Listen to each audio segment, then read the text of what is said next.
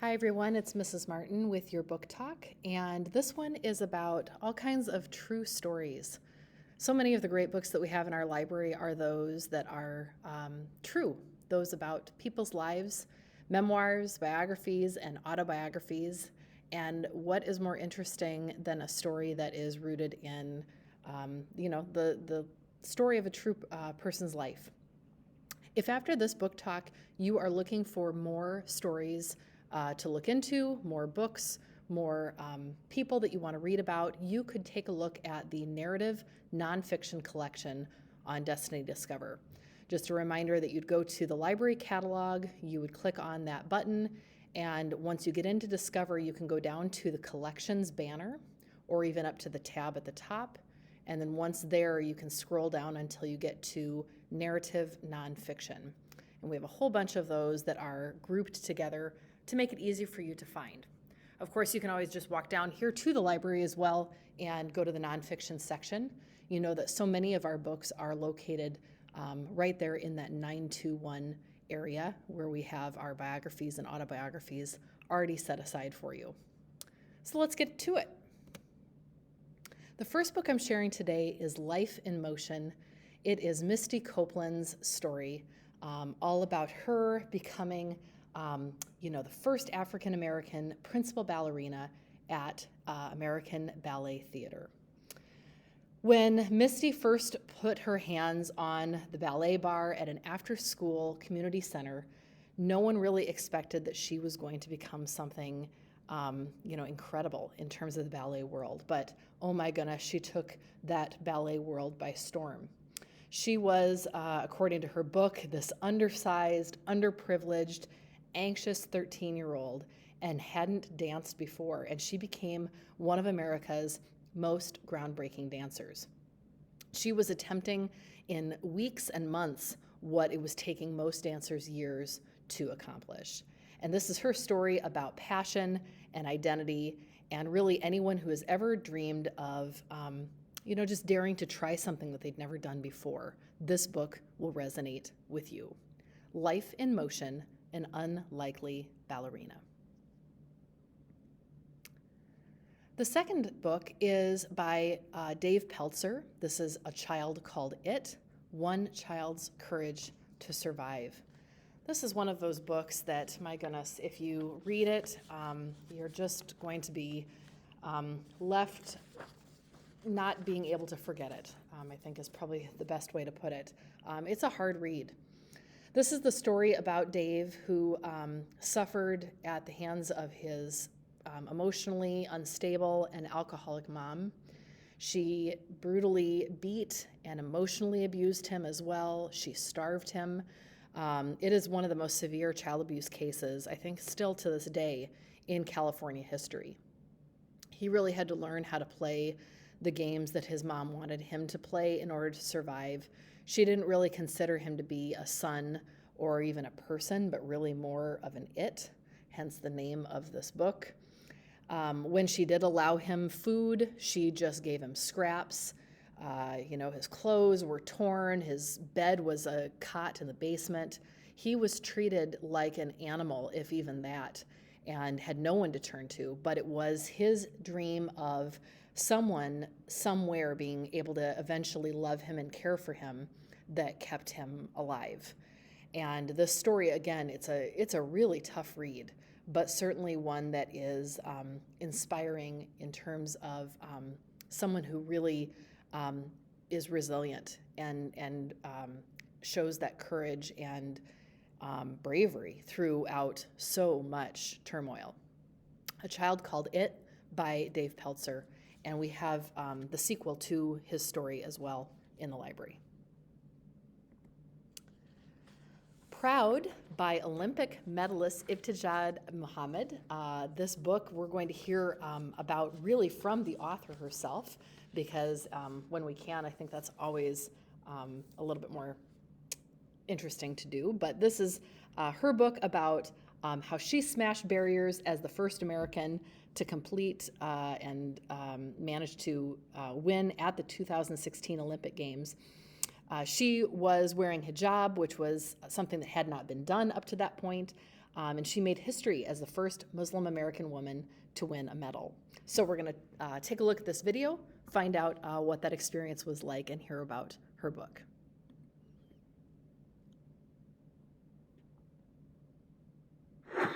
This is the world's first reusable cotton swab. It can remove up to 10 times more.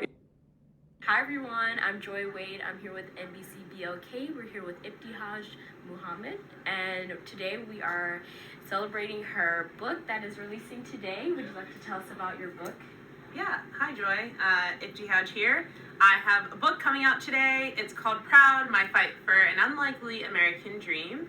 And it was such a therapeutic moment in my life to write a book, but also pretty hard. And I'm really excited to share my story with everyone. I know that we get a small glimpse into Olympic athletes' lives during the games, and to, I guess, lend a tighter scope into my life as an athlete and what it was like to be an African American, a Muslim woman coming to age in the sport of fencing.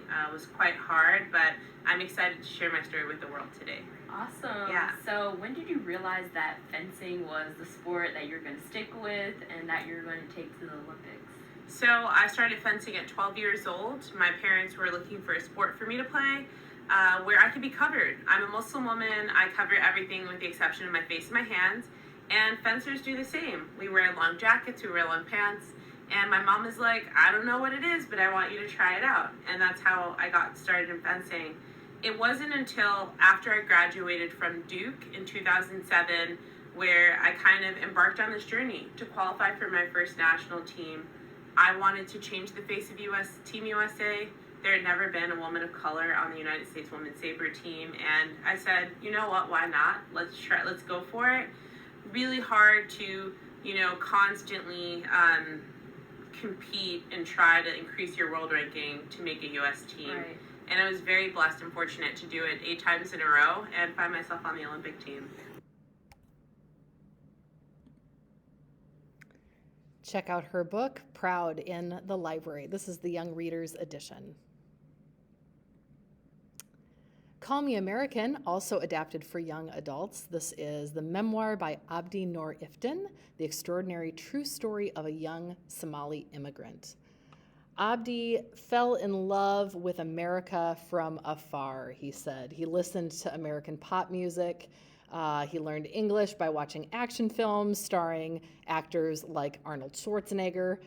And then when the U.S. Marines landed in Mogadishu to take on the warlords, Abdi cheered the arrival of those Americans. He got to be known really around Mogadishu as Abdi American because he wore American clothes, he learned some of the American dance moves, but this became dangerous to kind of celebrate Western culture. So eventually he was forced to flee to Kenya. In an amazing stroke of luck, though, Abdi did win the entrance to the United States eventually in the annual visa lottery and is now a proud resident of Maine on the path to citizenship. Abdi's story, he really believes, is a reminder as to why America still calls to people as a way to make a better life. And Call Me American is his true story of how it called to him. Gary Paulsen is a name that so many of you know, and you've read many, many, many of his, or maybe are aware of many of his fictional adventure, wilderness survival books. Gary Paulsen passed away this past year, but has left such a legacy with his stories, and this is a true story where he has written about surviving a lost childhood. It's called Gone to the Woods. He, in this book, portrays a series of really life-changing moments for himself about how his childhood became its own original survival story. He's someone who, from the very early ages, really had to leave behind a pretty neglected childhood, became a reader as a result of a librarian handing him so many books, yay librarians. And he says he may have never become a reader without that. Without enlisting in the Army, he believes he may not have discovered his true calling as a storyteller. And there are so many things in this book that really lead to him becoming the person that he did, and so many things that he has to survive. You'll see, if you've read any of his books, how so much of what he had to survive, truly survive, led to some of the stories that he ended up writing. If you want to know about his true life experiences, some of which seem like fiction because of the incredible things he has to endure, read Gone to the Woods, Surviving a Lost Childhood, someone who really had to raise himself. Gary Paulson's book. Take a look. The Cat I Never Named by Amra Sabek El Rais. This is a true story of love, war, and survival. This book is about a girl who was a teen in Bosnia during a very volatile time period in that country. Her friends said that they really couldn't speak anymore. They couldn't be friends any longer because Amra was Muslim. Serbian tanks are rolling into Bosnia, and the life that she knew completely disappeared, just as a stray cat follows her home. Those of you who've had an animal that you felt a connection to, I think will relate to even that part of the story, because this cat becomes such a comfort to Amra throughout the entire story, throughout her upbringing. Her family didn't have the money to keep a pet, but the cat seemed to actually save her brother's life. You've got to read that. How could they turn away this cat then? They've got to find a way to keep it. And saving a life one time could be a coincidence, but then it happens again. So this is a story of Amra. There's this awful, brutal war going on, but she's not wavering in her determination to get schooling, make and maintain friendships. This cat provides this comfort for her, even in these really dark, hard times. Again, if a pet, an animal, a friend has ever brought you comfort in any way, I think you will relate to this story.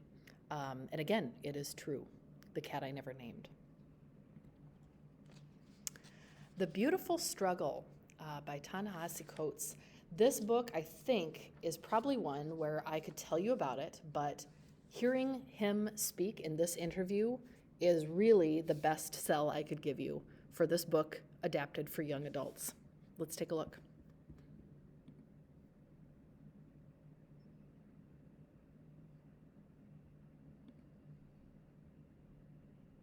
Searching for a better way to collaborate with your team? Try Miro, an online whiteboard made for teamwork. Author Ta-Nehisi Coates is joining us this hour with a discussion about an issue that we tend to associate with the past, the attempted banning of books here in America. These 10 books were the most, quote, challenged books last year. So that means someone attempted to get them banned, usually at a public library or school. 4 of the 10 deal specifically with race and racism. 3 were ultimately banned in some communities. For 3 years in a row, the most challenged book has been banned for LGBTQIA+ content. In 2020, one of the banned books was Between the World and Me, and that's why Ta-Nehisi Coates is here for this discussion. He's also part of an event this week with the authors of several other banned works, including Ibram X. Kendi and Nicole Hannah-Jones. Ta-Nehisi Coates, we're going to move on from football and talk about books. Okay, so let's look at this. 4 of the top 10 books were banned because of, it's called anti-Black racism. Is that a coincidence to you? What do you make of that? No, I don't think it's a coincidence at all. I think for most of American history, African-American authors have not had the purchase on the American conscience that they have right now. We've always talked among ourselves. Mostly the dialogue in terms of books has been amongst ourselves. You're at a moment where, people like Ibram Kendi, people like Nicole Hannah-Jones, they're reaching a lot of people. Ibram sells a lot of books. The 1619 Project was seen by a lot of people. Mm-hmm. So this is really about white people, and particularly white children, now being exposed to ideas that I think previously were segregated, frankly. So does it make parents and teachers uncomfortable? Why do you think it's happening? I don't know that it even makes parents and teachers uncomfortable. I think it makes certain politicians in our system uncomfortable. The 1619 Project was cited in an executive order. Mm-hmm. There are laws, for instance, passed in Texas that specifically mention this work. Yep. So this is the state. This isn't just, local level. Exactly. I don't want my kid reading this. This is actually state action banning some of this work. What are the stakes in this fight? I think it's the political imagination, which is a big term. But we think about going into the voting booth, to make choices about what policies, what politicians we want. But you can't understand, for instance, why healthcare should be a human right if you don't understand history, if you don't understand the context in which things happen, if you can't put yourself in the shoes of somebody that doesn't have healthcare. That's what books do. They expand the political imagination. They let you know what you're actually voting for in the first place. I want to get back to your book, Between the World and Me, which is about being black in America. It was challenged and banned. What was your reaction to that when you heard the news? Well, actually, I just heard this today. in fact, when we were talking in the green room. I mean, obviously, I've known for years that it's been banned, for instance, in prisons. And I get occasional things about it being banned in schools. But the big one I actually heard about was We Were 8 Years in Power. But there was a teacher down in Tennessee, Matt Hahn, who was fired for teaching an essay in there. And that's just part of a wave that is happening. It is, state legal action to, really prevent certain ideas from being entering into the mainstream conversation. But I like Nate's question, though, because what is your reaction? Here you have this best-selling book that has been really widely acclaimed and very well received, to hear that your work is being banned. So I'll be fine. Yeah. Between the World and Me sold a lot of books. I'm okay. I'm still getting my royalty checks. I'm sorry for kids. One of the things I was saying, back when we were talking before is my consciousness and my sense of the world was not just formed by Black authors and by authors who validated my world, but by authors who challenged.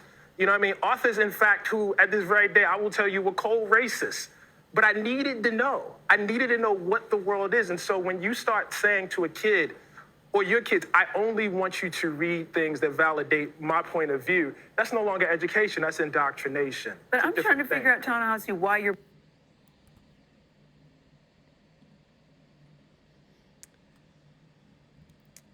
Take a look at The Beautiful Struggle, a memoir all about how he became the person that he is today. And I think, again, just listening to him speak is enough of a selling point for me. Unsinkable by Jessica Long is a photo memoir. It's full of pictures and quotes, and this is all about the one of the top Paralympic swimmers in the world. Born in Siberia with fibular hemophilia, Jessica Long was adopted from a Russian orphanage at 13 months old, and she has since become this decorated U.S. Paralympic athlete. And it's all about these moments in her life, big and small, heartbreaking and uplifting, and it's about her story of kind of the struggles that she's gone through, but also the triumphs as well. Notes from a Young Black Chef, a memoir. If Kwame's name sounds familiar to you, it may be because you know him from having watched Top Chef.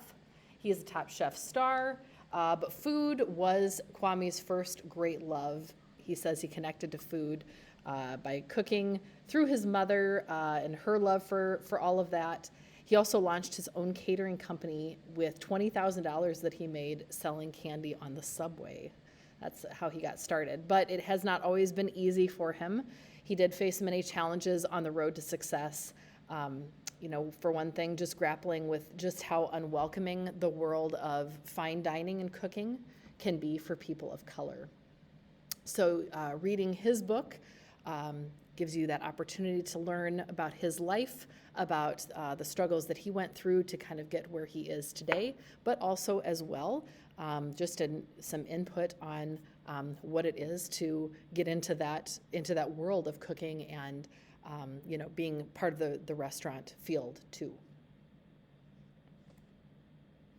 A Stolen Life by J.C. Dugard is a memoir and a story that has been around for quite some time because J.C.'s experience where this book was written was all based back on June 10th, 1991. She was 11 years old when she was abducted from a school bus stop within sight of her home. And it was the last time that her family and friends saw her for over 18 years. Let's take a look at a video to tell you a little bit more about her story.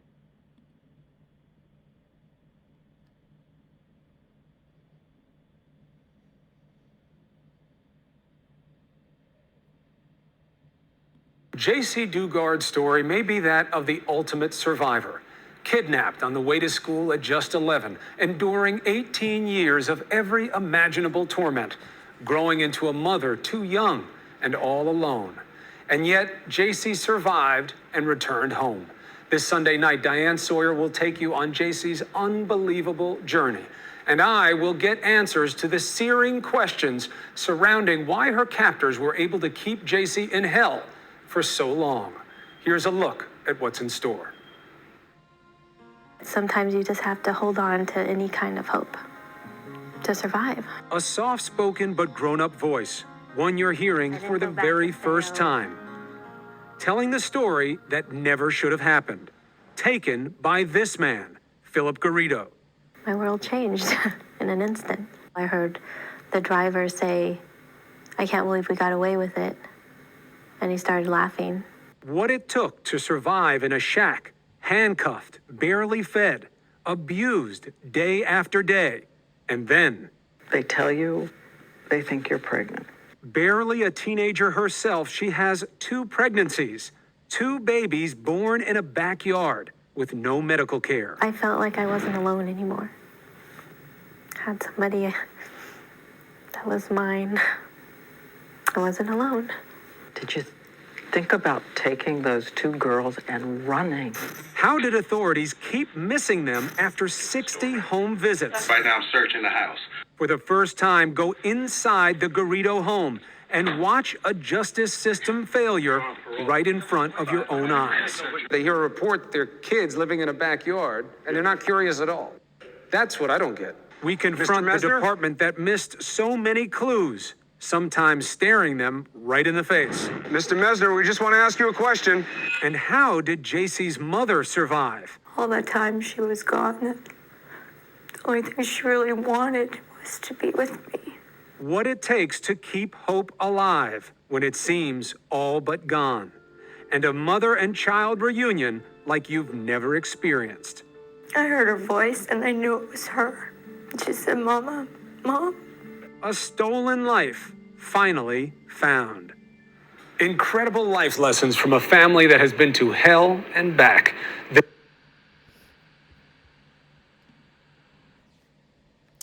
You can take a look at that one in the library along with the others that I've shared. Have one last one to share with you before I'm done, and this one by Eric Gansworth is called Apple Skin to the Core. This one is unique from the others that I've shared in that it is written as a memoir in verse. So for those of you that like to read books that are in that free verse, kind of poetry format, that is how this book is written. This is the story of Eric's life.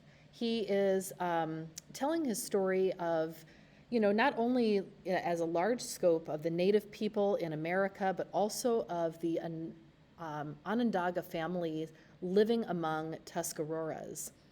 He talks about the legacy that has been so damaging with government boarding schools, and also talks a bit about how that slur common in Native communities for someone being red on the outside and white on the inside, hence the title of this book.